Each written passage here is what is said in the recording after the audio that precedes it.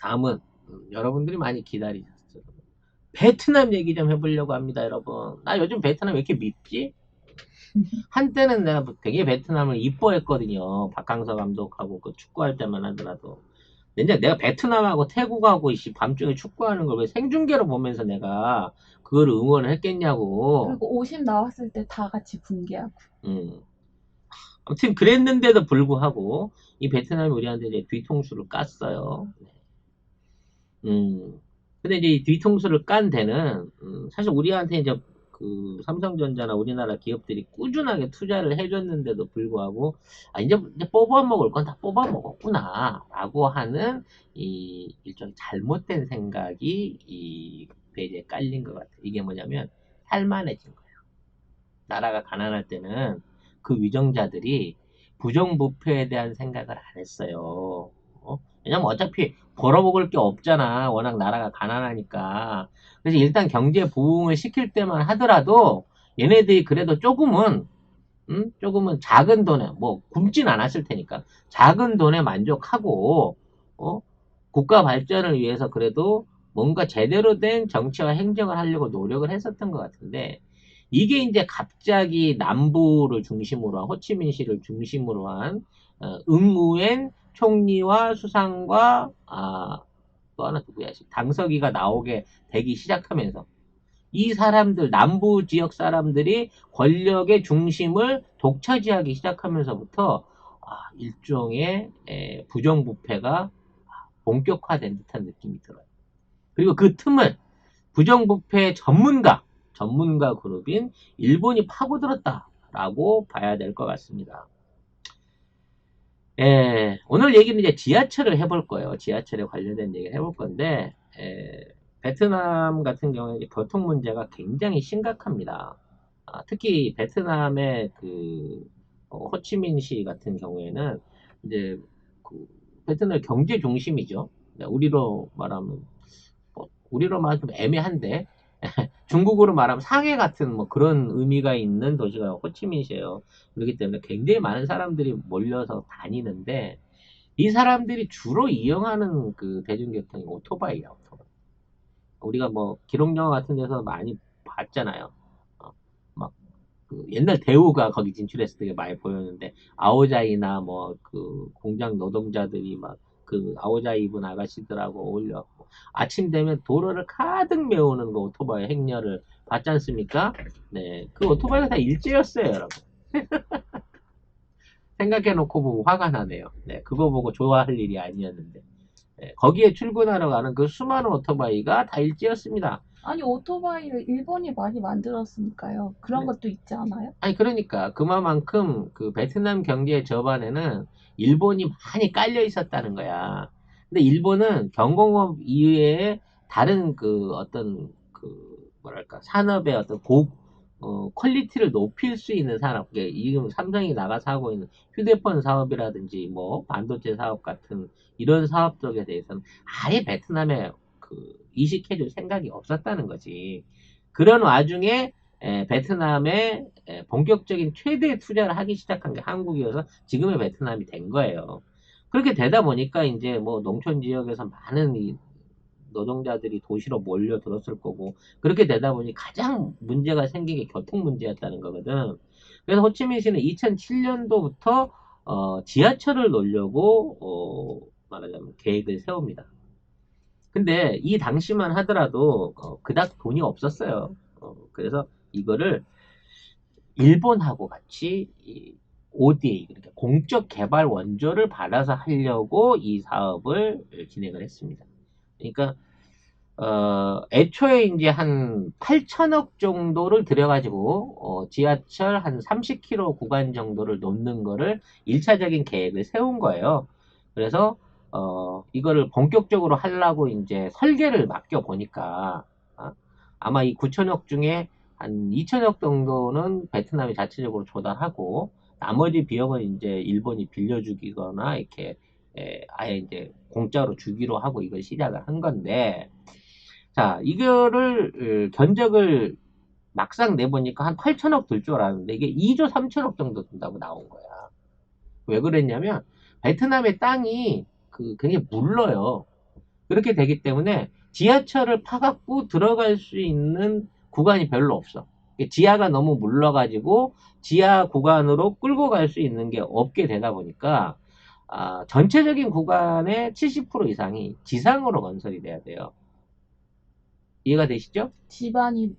땅 지반이 땅이 물러서. 물러가지고. 그런데 이 지하철이 지나가야 될 통로는 사람들의 통행을 방해하면 안 되기 때문에 이 나머지 구간들이 사실상 다 교량으로 지어져요. 머리 위로 지나가는 지상철이 위주가 된 지하철 공사가 돼야 된다는 거죠. 그래서 이게 2011년도에 공사 규모가 이제 2조 2천억까지 커진 거야. 8천억으로 되다 보니까. 제첩국 사이소. 건강한 고향의 맛 화개장터 제첩국을 드셔보세요.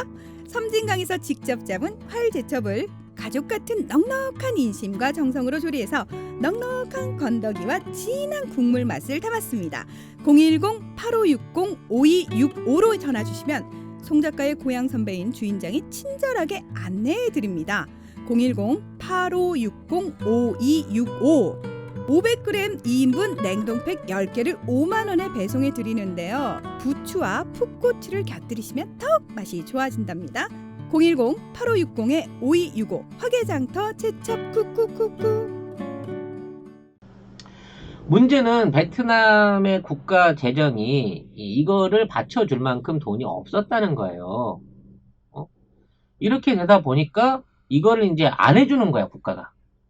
그러니까 호치민시가 에이, 그럼 내가 시 자금 가지고 그냥 할게. 이러고 나선 거야. 이게 호치민 입장에서는 국가에서 재정을 안 대주면 내가 직접 해갖고 하면 되지 뭐 이러고 나서다 보니까 아무래도 돈을 조달하기가 쉽지가 않았다는 얘기예요. 그래서 그 공사 대금을 제대로 이제 지급을 못 하게 된 거예요. 한 1,000억 정도를 지급을 못 하게 된 건데, 결과적으로 따져놓고 보면은 이제 일본이 80% 이상을 돈을 빌려주거나 대주잖아요. 그러니까 이 공사 자체가 일본의 스미모토사한테 이제 넘어가게 됩니다, 애초에. 그러니까 돈을 빌려줬기 때문에 돈 빌려준 나라 업체한테 이 공사가 넘어가게 된 거야. 그래서 이 스미모토가 이 공사를 싸게 진행을 하기 위해서 중국에다 제하청을 줘요. 그러니까 워낙 적은 비용으로 지하철을 완성하려고 하다 보니까 일본 기술자들이나 사람들 장비를 써서는 이게 돈이 너무 많이 들겠고 그나마 스미모토가 아니라 스미토모죠. 스미토모. 네, 뭐라 그랬는데? 스미모토. 네, 죄송합니다. 스미토모가 이 공사를 유지를 하고 중국이 하청을 받아가지고 그와 관련해서 이제 그 공사를 진행을 했어요. 근데 아까도 얘기했지만 중국이 땅은 잘 팠어. 땅은 잘 파가지고 이 구간에 대해서 이제 땅 파는 구간은 어느 정도 정리를 했는데 문제는 이제 교량 구간을 연결할 수 있는 기술이 안 되는 거예요. 그러니까 19km 중에 2km는 완성을 했는데 나머지 17km 구간에 대해서는 공사를 할 방법이 없어. 도저히 할 수가 없어. 그래서 이 공사를 포기해야 되냐 말아야 되는 상황에 닥칩니다. 1차원적인 거는 해내는데 그렇지. 응용 단계를 못 하는구나. 근데 이게 왜 어렵냐면 일단 고지가 높은 데다가 받쳐줄 게 아무것도 없어. 그러니까 주변에 산이 있거나 뭐 이런 게 아니라 그냥 맹땅에 저 높은 데다가 일직선으로 다리를 쭉 놔야 되기 때문에 이걸 하려면 공중에서 다리를 건설해야 돼요. 공중에서 이렇게 블록 형태로. 근데 이런 거를 잘하는 국가가 어디죠? 한국. 그럼요. 대한민국이 또 고가도로 짓는 건 또 짱 아니겠습니까? 그리고 엄청 꼼꼼하게. 그래서 GS건설이 이 지상구간 공사, 그러니까 이거 웃긴 거야. 19.8km니까 20km 공사인데 GS건설이 17km를 해요. 그럼 사실상 80%를 GS건설이 한 거 아니야? 근데 이 부분 중 17km 중에 무려 14.5km가 다 다리야. 아까 얘기한 대로. 공중에 놔야 되는 다리야. 다른 놈들은 엄두를 못해. 그래서 이거를 진행하는 공사를 GS가 맡아가지고 이 공사를 거의 이제 완성을 시켜가고 있습니다. 그래서 아마 2022년도 정도 들어가면은 아마 해결이 될 건데. 답장 다 차려줬네요. 나는 이제 제일 짜증나는 게 뭐냐면 아까 총 공사비가 네. 2조 3천억이라 그랬잖아. 그중에 80%를 GS건설이 했단 말이야. 근데 GS건설이 받기로 한 돈은 얼마냐? 5,300억밖에 안 돼. 하청이가 그런가? 아니 이건 너무 싸게 해주는 거야 사실. 그러니까 왜 그러지? 이거 한 1조 5천억 받아도 걔들은 그냥 순순히 내놔야 되는 공사거든. 완성을 시키려면.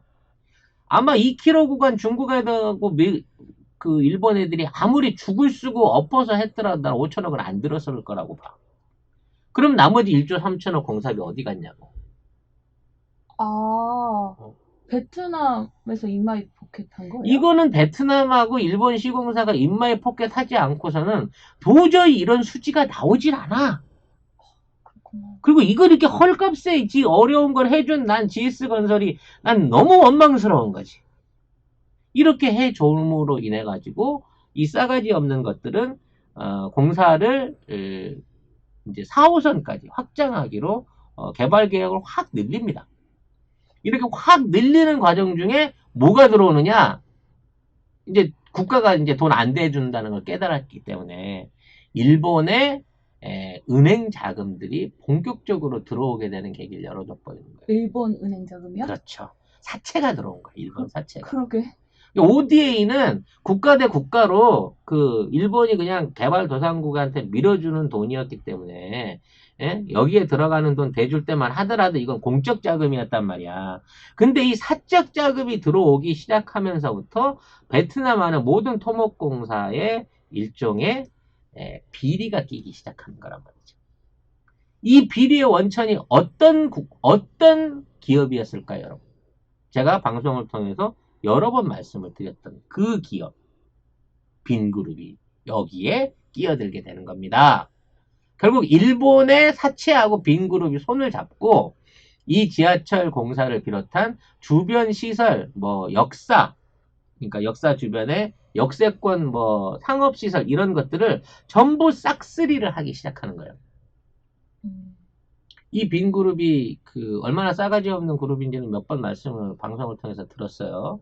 삼성이 휴대폰을 잡겠다고 휴대폰 회사도 차리고, 현대자동차를 잡겠다고 자동차 회사도 차리고, 삽질을 좀 네. 많이. 그 와중에 매년 2조 원, 3조 원씩 적자가 나면서 자동차 팔아보겠다고 그 F1 경기 유치해가지고 그거 하려고 일본하고 유럽 쪽에 방역 관련돼서 차단하는 우리나라만 잡았던 그 전례 얘기는 지난번 에피소드에 말씀을 드렸는데, 이 빈그룹이 이러한 그 사업 쪽에, 그러니까 지하철 관련된 역세권 부동산 투자 사업 쪽에 본격적으로 발을 담그게 된 계기가 우리 GS건설이 1차 지하철 공사를 거진 다 완성을 시켜줬다는 거예요. 밥상 다 차려주고. 지금 작년 10월 달에 그 시운전을 했고요. 네. 아마 뭐 내부 인테리어나 뭐 이렇게 보강 등을 좀 거치게 되면 그게 관련해가지고 이제 그 본격 개통은 2022년도에 된다고 하는데, 이렇게 고생해서 싸게 해서 지어줘 놨는데 그 안에 11개의 역사와 그 안에 들어가는 전동차와 그 안에 들어가는 개폐 시스템 컨트롤이 전부 다 어디로 갔냐? 일본으로 가버렸다는 거야. 일본식 지하철 시스템이 거기에 그대로 이식되고 있는 게 지금 베트남의 지하철 사업이라는 거죠. 근데 그건 뭐 토목 사업이니까 그렇다고 치자고요. 베트남 시민들이 이걸 통해 갖고 행복한 미래를 열 수만 있다면 그 GS건설이 그 공로를 인정받아서 뭐 또 하청이겠지만 나머지 추가 노선 공사들 안에서 뭐 추가 공사를 받을 수 있다 그러면 그 정도 이익만으로도 괜찮겠다라고 봐줄라 그랬어. 문제는 이 지하철 공사가 말이죠. 지하철 공사의 근본적인 목적이 무엇이었느냐라고 하는 부분이 드러나기 시작했다는 거예요. 그게 뭐였을까요? 그게 바로 빈그룹이 운영하는 카지노였다는 거죠. 카지노 사업을 이 역사를 통하고 이 역사의 종착 지점에다가 종점에다가 카지노 사업을 본격화하려고 하는 움직임이 파악이 됐다는 거예요. 지하철의 큰 그림은 카지노. 그렇죠. 이 지하철의 정심은 호치민 시내 한복판이에요. 그 광장 북부 쪽에 그 이어지게 되는데 여기가 F1 경기장 외곽하고 비슷한 위치에 취해 있습니다. 여기에 엄청 큰 분지가 있어요. 이게 빈그룹 건데 여기에 원래 호텔하고 백화점을 세운다 그랬어요. 쇼핑 산업시설을 세운다. 근데 이게 카지노로 슬그머니 바뀐 거예요. 너무 일본의 그 IR 산업과 너무 유사한데요? 카지노 리조트 산업이랑. 비슷하기도 하지만 네. 문제는 이제 이러한 허가를 내는 데 있어서 베트남의 고위층이 관여 안 했을 리가 없다는 거죠. 사실 이제 여러분들이 잘 모르셔서 그렇지만 베트남에서 제일 잘 나가는 기업 중에 하나가 카지노 기업들입니다. 그러니까 베트남 안에는 상당히 많은 카지노, 그 군소 카지노 기업들이 있어요. 중국이나 뭐 이런 뭐 마카오 이런 데는 굉장히 유명하지만 그쪽에는 이제 뭐랄까요, 베팅이라든지 또 어떤 수익률이라든지 이런 것들에 대해서 이제 어느 정도 제한을 둡니다. 그러니까 큰 노름을 하고 싶은 애들, 큰 금액으로 도박을 하고 싶은 애들은 베트남으로 많이 갑니다. 그래서 베트남에는 이런 공적인 카지노도 굉장히 많고요. 사설 카지노들도 굉장히 많아요. 베트남 호치민시 안에 가면 한국인들이 운영하면서 한국의 관광객들을 노리고 그 사람들의 주머니를 터는 한국인 카지노들도 많습니다. 사설 카지노. 그러니까 관광 갔다가 잠깐 놀러 가시겠습니까? 라고 이제 가이드 따라가게 되면 그냥 가서 몇천 잃고 나중에 서울로 돈 받으러 업자들이 찾아오는 뭐 이런 경우들이 비일비재해요. 그래서 베트남이 그 관광 가는 데 있어서 이제 자극적인 요소들이 꽤 많은 거예요. 그러니까 뭐 나쁘게 말하자고 하면 불법적인 관광, 도박이라든지 뭐 매춘이라든지 뭐 이런 뭐 보신 관광이나 이런 것들이 많은 부분이 이제 베트남 관광이기 때문에 우리 국민들이 막 400만 이상이 베트남을 가다가 그걸 안 하게 되는 것도 난 참 다행이라고 생각해. 문제는 이제 그만큼 안 가니까 수입은 확 줄었겠지, 베트남 입장에서. 특히 베트남 카지노 하는 우리 교민들은요, 거기서 그냥 완전히 이제 숟가락 놓고 밥 굶고 있는 지경에 가고 있다고 합니다. 네. 아무튼 이러한 이제 사설 카지노나 뭐 군속 카지노들을 완전히 쓸어버릴 수 있는 초매머드한 일종의 그 카지노 사업을 일본의 이제 스미모토 은행이 돈을 좀 대고 그리고 스미토모 은행이 돈을 좀 대고 미안해요. 그 다음에 우리가 너무 싫어하는 일본 기업 뭐가 있죠? 일본의 최고 우익 후원 기업 미쓰비시가 참여를 해가지고 빈그룹과 함께 카지노 사업을 진행을 하려고 하고 있다고 합니다. 진짜 얄밉다. 미츠비시는 빠지지 않네. 그래서 아니 그게 미쯔비시는 등치가 크니까 뭐라도 해서 먹고 살아야 되잖아. 가만히 있어도 먹고 살 것 같은데요? 지하철역에다가 초대형 호텔과 카지노를 세울 이제 호치민 최초의 리얼 카지노. 왜냐면 그동안은 이 숙박시설이 없었어. 카지노. 그러니까 며칠씩 막 그걸 할 수 있으려고 하면 숙박시설도 있고 쇼핑센터도 있고 뭐 또 위락시설도 있고 이 모든 게 다 갖춰져야 되거든. 이거를 제대로 다 갖춘 리얼 카지노를 호치민에 세운다 라고 하는 계획이 발표가 난 거죠. 여기에 관련된 이권도 참 어마어마했을 거예요. 그리고 이게 많이 생기게 됐으면 사설 카지노들 같은 경우에는 뭐 100%다 망했을 겁니다. 네. 근데 이제 요렇게 잘 나가는 사업이 진행되고 있는 과정 중에 이번에 이제 코로나가 빵 터져버린 거죠. 결국은요, 돈 욕심 때문에 한국을 배신하고 일본이 이제 바로 찔러줄 수 있는 이게 검은 돈이 만들어지기 제일 좋은 구조가 이런 그 관공서 사업이라든지 해외 자금 차입이라든지 이런 이제 건설업 유흥업소 유흥업소라고 하는 말이 도박업이나 이런 거에 대한 국가 허가가 필요한 위력 사업 같은 쪽에서 굉장히 큰 돈이 남거든요. 이게 일본이 망해가는 거랑 똑같은 모델들을 베트남한테 가서 보여준 거예요. 그럼 그 베트남 지도자들이 이걸 받아들일 때, 이걸로 가지고 베트남 국민이 행복해지겠구나. 베트남이 이걸로 국제 경쟁력을 가지고 뭐 관광 수입을 올려갖고 좀 더 발전한 이거 하나도 없었다는 거야. 요거를 해야 여러분한테 총 공사비 30억 중에 한 10억은 이거 달러입니다. 요 정도는 떨어집니다. 라고 PPL을 했을 거란 말이에요. 프레젠테이션을 PT를 했을 거란 말이에요. 그랬기 때문에 걔네들이 덜커덕 이 돈 욕심에 이 사업들을 집어먹었고 그 과정 중에 대한민국을 배제할 수밖에 없는 정치적인 고려가 대한민국에 돌아오지 않는 이런 종류의 사업이 됐다는 거야. 걔네들한테 좀 괘씸한 배짱이 있는 거예요. 어디 가겠냐? 이왕 들어와 있는 한국 기업. 베트남 있는 애들이 그랬대요. 야, 한국인들 지금 코로나 때문에 베트남 안 오지만 코로나 끝나고 봐봐. 환장을 하고 몰려올걸? 한국 관광객들 베트남에서 그동안 얼마나 잘 놀고 잘 돈 쓰고 갔는데 걔들이 그 맛을 잊을 것 같아? 이따위로 생각하고 있다는 거예요. 현지 상인들도. 에휴, 아무튼 그래서 이제 베트남하고 일본은 이제 대놓고 친한 척을 하고 있어요. 이 사업을 어찌됐거나 완성을 시킬 겁니다. 왜냐면 이미 담궈놓은 잡아뜨린 자본이 너무 많아요. 그렇게 되기 때문에 베트남과 일본은 상호 간에 서로 입국 금지 조치를 6월 초에 해제해주는, 우리나라는 한 달 연장시켰는데 베트남은 해제를 해주는 정책을 지금 준비하고 있다고 하네요. 그리고 앞으로도 지금에 있는 휴대폰 사업, 자동차 사업들을 대한민국 기업이 아닌 일본 기업하고 주도를 해서 끌고 간다고 하는데 베트남이 왜 일본이 베트남에 투자를 안 했겠습니까?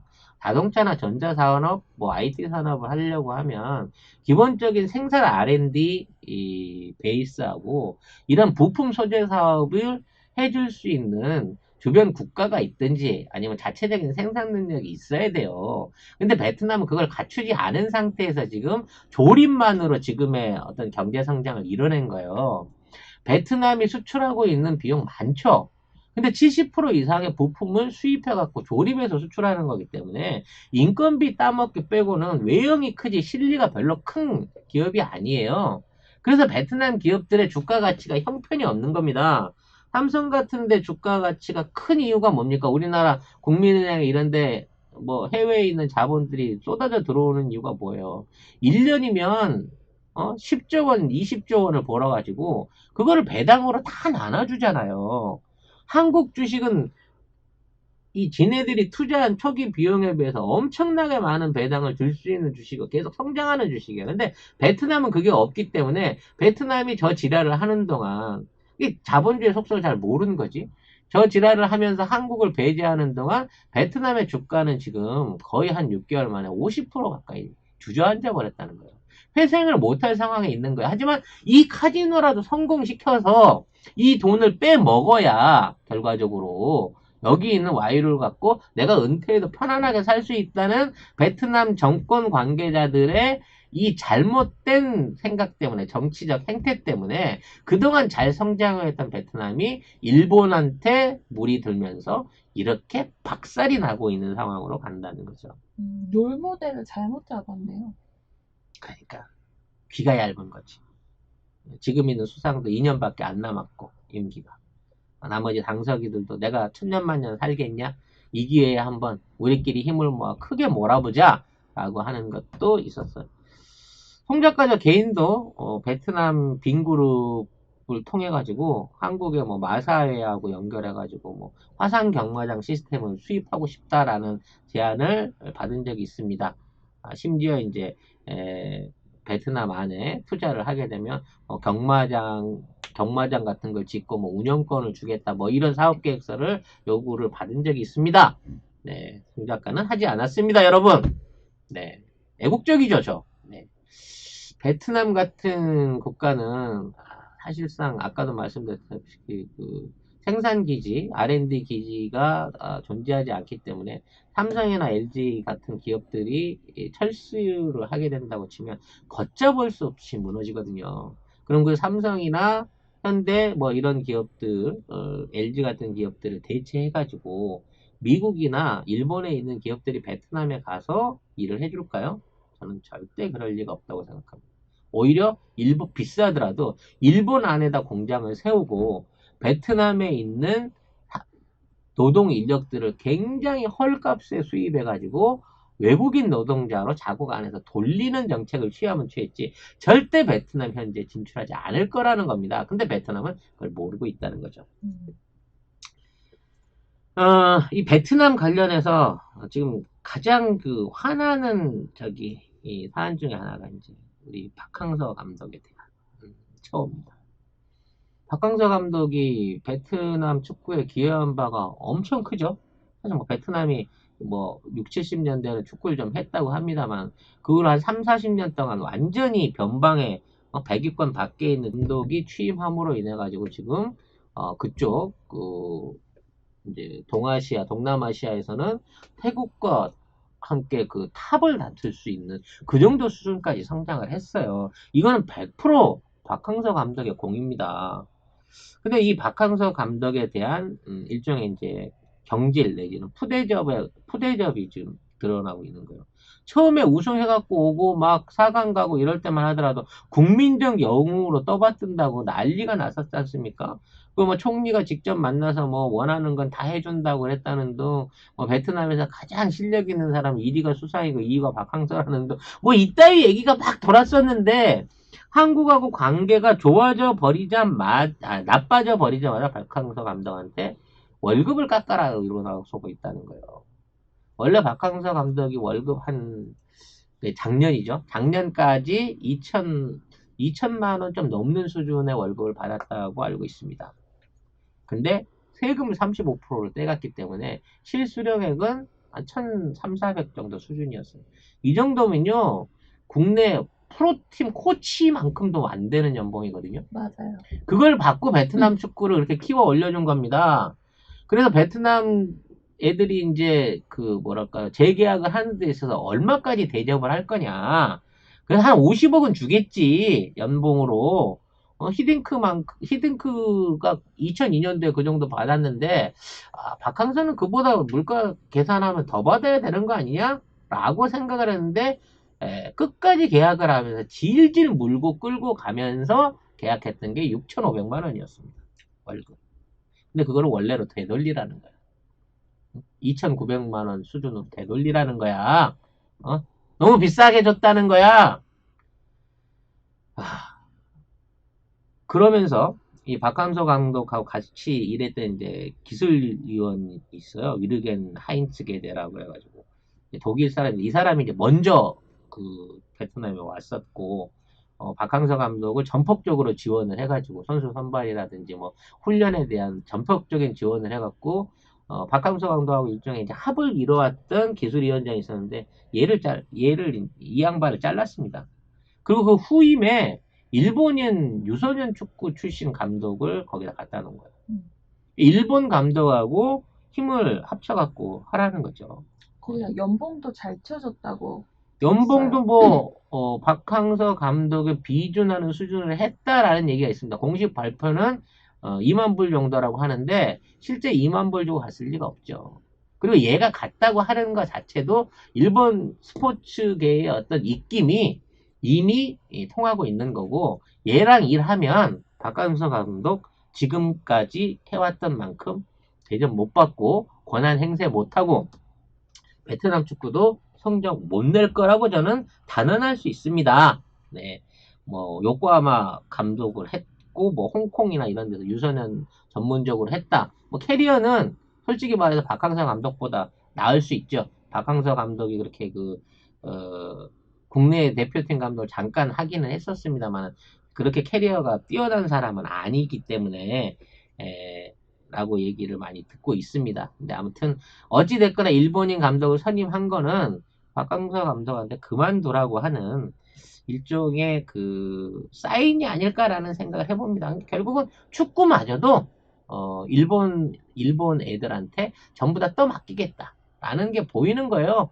대놓고 얘기를 하고 있잖아. J리그가 아시아에서는 제일 뛰어나고 전 세계에서도 유망한 그런 거기 때문에 앞으로 우리는 일본식 시스템을 더 받아들이겠다라고 얘기를 하고 있는 거죠. 진짜 그렇게 생각하면 한번 일본 가서 살아봐. 살아보지도 않고. 니네가 가서 살면 대부분 후쿠시마 가서 그 오염토 긁어내는 짓 그런 거나 해야 돼, 이 새끼들아.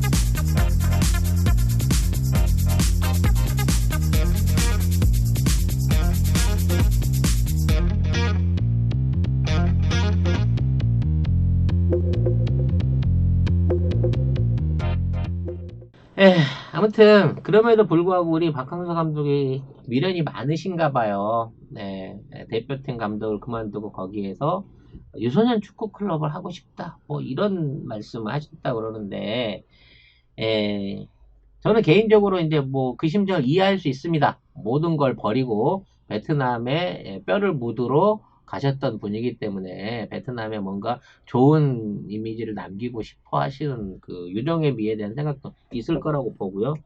특히 이제 베트남 안에는 그 박항서 감독을 신으로 모시는 후원자가 있어요. 두안 응우엔 둑이라고 이름이 다 두안 응우엔 다 이거.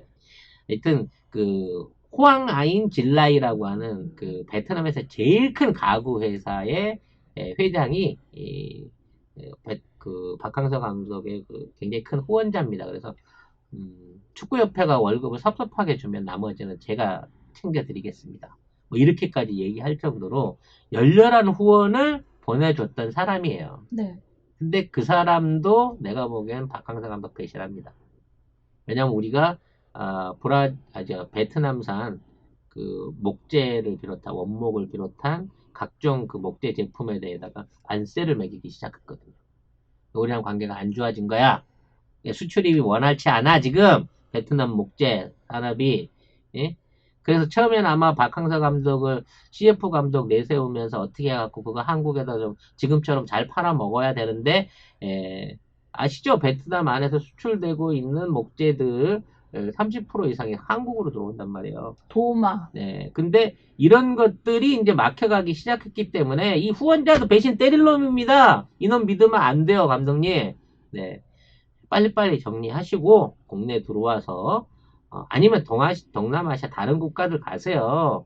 주변에 있는 국가들에서 얼마나 지금 박항서 감독님 원하고 있는데 왜 베트남에서 서름 받고 계세요? 제가 더 화가 납니다. 작년까지 신으로 모시다가 지금 와가지고 말이야 이따위 대접을 안면을 딱 바꾸는 베트남의 이따위 태도는 정말 한번 혼을 좀 내줘야 된다고 봅니다. 이 혼내는 거는 우리가 안 해도 될 것 같습니다. 왜냐면 이제 빈그룹이 아까도 말씀드렸다시피 부동산 관련해서 이 사업들을 계속해서 이제 벌려왔단 말이에요. 그러니까 결국 이 사단이 난 거는 베트남 정부하고 빈그룹이 본격적으로 부동산 개발에 들어간 거고 이게 일본에 사채가 들어오게 된 거예요. 이 과정에서 빈그룹이 자체적으로 있던 부동산 회사를 매각을 했어요. 부동산 투자 개발 회사를. 나는 이 매각이 단순한 매각이 아니라 일종의 이제 명의 개설하고 봐. 애초부터 얘네들이 이 부동산 개발로 얻어들인 분은 사실상 빈그룹 혼자만의 것이 아니었다는 거지.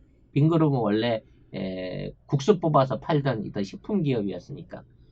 그러던 회사가 갑자기 부동산에 갖고 수십 조를 번 거거든. 근데 가장 주력 사업인 부동산을 팔았어요. 그걸 인수한 놈이 실질적인 빈그룹의 주인인 거지. 아니, 빈그룹 건설 계열. 이 리조트를 비롯한 각종 그 건설 이득을 취했던, 그러니까 정부와 끈끈하게 유착돼 있던 애들이 이걸 받아갔단 말이야. 실소유주. 그렇지, 실소유주가 나타난 거야.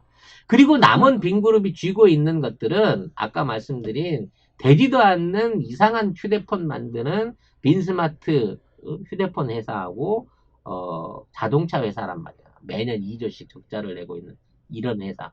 그래서 빈그룹이 벌려놓은 게 이게 완전 이제 터지기 일보 직전에 풍선 같은 상태예요. 근데 제일 큰 돈을 벌어주던 이 캐시카우였던 부동산을 떠넘겼기 때문에 베트남 정부 지원이나 외국의 차입이 없으면 빈그룹 절대 못 견딥니다. 제가 보기에 지금 같은 경제 그 봉쇄 상황이 이어진다고 하면 빈그룹은 올해 안에 문 닫습니다. 그렇게 되면 베트남 경제의 3분의 1이 한꺼번에 무너지게 되면서 베트남은 완전히 30년 전에 대한민국을 만나기 전의 상태로 돌아간다.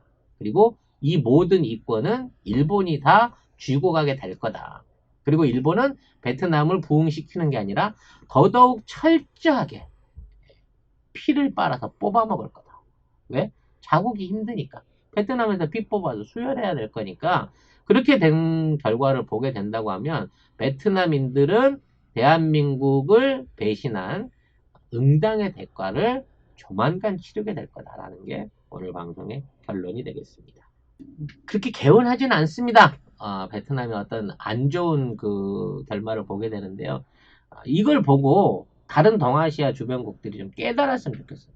일본이랑 친하면 무슨 꼴이 나는지. 부정한 정치가 자본하고 결탁하게, 특히 외세 자본하고 결탁하게 되면 멀쩡한 나라를 어떻게 말아먹는지를 일본과 베트남의 사례에서 꼭 한번 겪어봐라 라는 얘기를 하고 싶네요.